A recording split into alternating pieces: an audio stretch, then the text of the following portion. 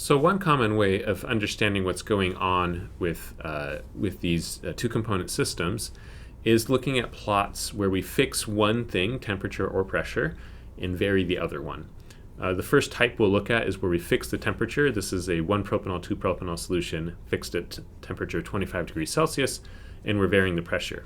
So unlike a single component where we make plots of pressure versus temperature, because we have the multiple components and the multiple phases, we have more degrees of freedom, and to try and represent everything, we would need to have a three-dimensional plot, which gets difficult to look at.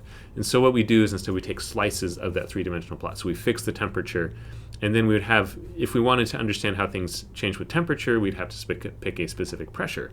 We'll look at those plots next.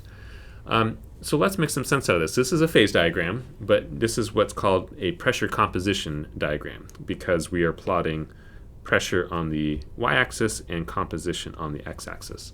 Now, you may notice there's two different variables here on the x-axis. This is a little bit of a different sort of plot than maybe you're used to. The upper line here is a plot of the solution mole fraction, right, x2. And the line on the bottom, the lower line it says here, is a plot of the vapor mole fraction, all right, as we change the pressure. Right, we've already established that these will not be the same, right? The solution mole fraction, the vapor mole fraction are going to be different for our substances. Now, again, sort of to guide you, as we're thinking about this different sort of phase diagram, we have this region in the middle, right? Everything up here, if we're under these conditions, is a liquid. Everything down here is a vapor, right? So if we have a system with a mole fraction of 0.8, and the total pressure of the system is above, say, above this line here, about 40 torr, then we'll have just liquid, right? There will be no vapor over our system. But as we decrease the pressure, we're going to start getting evaporation. And once we get below that 40 torr threshold, we will have a mixture of liquid and vapor.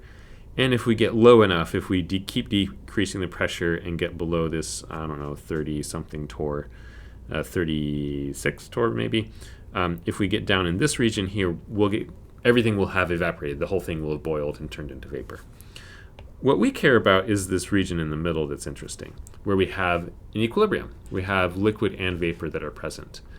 But remember that the mole fractions are not going to be constant. They're not going to be fixed.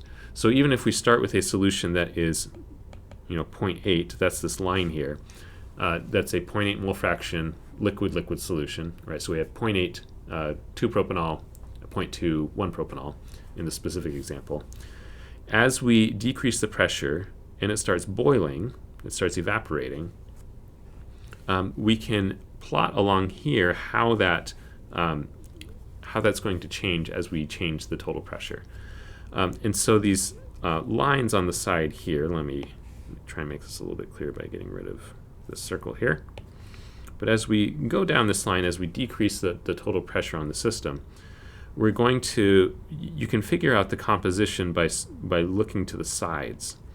So the composition in the liquid can be read off of this point on the left, right? And you'll have a lower mole fraction of 2-propanol because it is the more volatile component, right? So you'll have a lower X2, and over here you can read off the value of Y2, and you'll have a higher value of Y2 for a given total pressure here.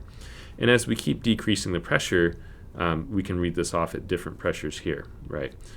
Eventually we'll reach the point where everything evaporates and we get back to just a vapor, and it'll be back to 0.8 in the vapor phase. So that's sort of a way to understand what's happening here, right? We have this what's called a tie line here